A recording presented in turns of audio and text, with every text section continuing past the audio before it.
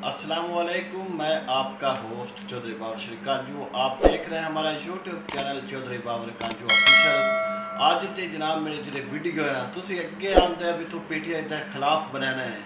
नून league के खिलाफ क्यों ना बनाता? क्यों नून लीग इकतदार में ही नहीं तो नून लीग के इस तरह के काम भी कोई ना बल्ले होंगे है कि जरा शय या जरा बंदा कि कुर्सी होवे वो असी काम कोई करना होंगे दूसरे लोड़ कि होंगी है। तो PTI आई है इकतदार उस भी काम किए उन्होंने इशू उस बनाए बयानबाजियां उन्हें कीतियां जो भी उस काम के उन्हें किए उन्होंने जो कि बंदे गलत काम आए उन्होंने वीडियो बनाइया। इंशाअल्लाह हुण तुहानूं मैं वादा किया है इंशाअल्लाह मैं नून लीग के भी खिलाफ बनावां अगर इकतदार दे आई। नून लीग नूं अल्लाह टाइम दिता आ गई इकतदार दे तो नून लीग भी अपने काम वो वखाने शुरू कर दिते जो PTI वाले भी किए। तो तुसी अज सोशल मीडिया ते वेखदे पे हो मैंने मजबूरन एक वीडियो बनानी पै गई।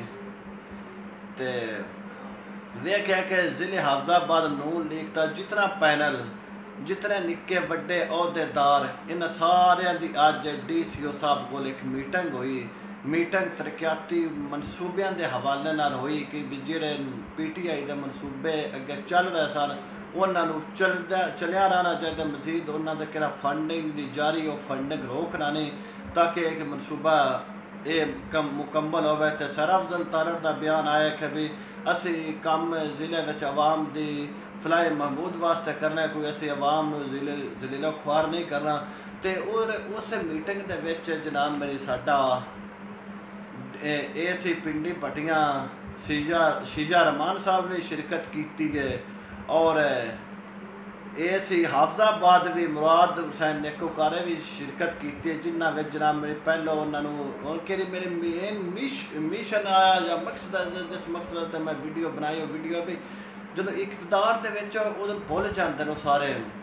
नून लीग इकतदार के आ गई साडे जनाब मेरी सबका MNA साहब भी हाफजाबाद तो भी पिंडी पट्टियों तो जलालपुर तो भी हाफजाबाद तो भी जोड़े आए सारे मोहतरम सर अफजल तारड़ शिरकत की, मियाँ शाहिद भट्टी शिरकत की, शुएब शफीक अराई शिरकत की, मुराद मुजफ्फर शेख साहब है जिन्हें राय कमर जमान खरल है दीगर रहनमा जितने भी है तकरीबन सारे उन्हें शिरकत की। जिन्हें जनाब मेरी नहीं जितते है वो मिसाल भी बने कि जितते हैं जिन्हें को सीटा ने वो पिछा बैठन जिन्हें को नहीं सीटा वो अगे बह गए। मतलब ये वे बई जिन्हें को कुछ भी नहीं हुकूमती अहदे हैं हुकूमती अहदा भी कोई ना यानी कि पार्टी अहदा है कोई नहीं बस सबका टिकट होल्डर या सबका MNA MP जोड़े रह चुके हैं उन्होंने इज्जत को सलाम करदे जनाब मेरी उन्होंने DCO साहब की जी मीटिंग हुई है उत्थे उन्होंने सीटां दित्तियां जिन्हें सीटां जिन्होंने सीट देनी चाहिए उन्होंने सीट नहीं दी। तुसी आ तस्वीर एक वेखदे पे हो इस तस्वीर के विच जनाब तुसी आप जरा गौर करो इस गौर करके तुसा मुलाजा करना है भी जो जनाब मेरी साडे नून लीगी रहनुमा ने वो जनाब सीटां ते बैठे ने जो जनाब साडे दोवां तहसीलों के AC ने औरत भी एक मर्द ये जनाब मेरे ये मगर खलोते ने इस तरह खले जिस तरह ये एक सैकटरी होंगे ने या गनमैन के तौर पर यह पीछे खलोते होंगे। हुण ये तुसीं मुलाजा करना भी अगर इन्होंने तुसीं सीटां ते खिलार दो इन्होंने मीटिंग बुलाने की की जरूरत आई। अगर तुसीं बुला लीजिए अगर तुहाडी वो फंड ही रोक देन उस टाइम तुसां ख्याल नहीं किया तो जनाब जे मीटिंग बड़े आंदे भी बुरजदारा ग्रुप इकतदार आते नशे इकतदार नशे हो जाते इनू पहचान निक्के वड्डे की भुल जाती है।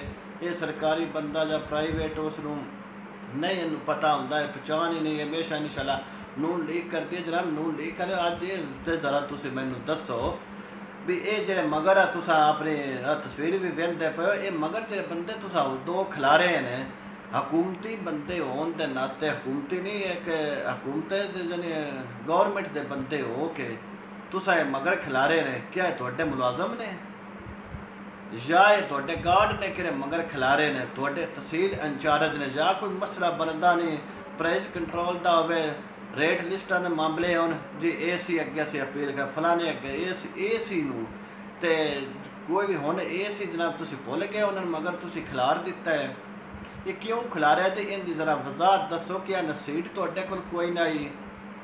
जिस तरह मरियम नवाज हमजा शहबाज की हलफबरदारी तकरीब दे विच जनाब मेरे कैप्टन सफ्तर मूड़े फूड़े तो उन्हें पा दिता है, इस तरीके से उन्होंने भी पा तो देना सी मगर जो खिलार दिता है।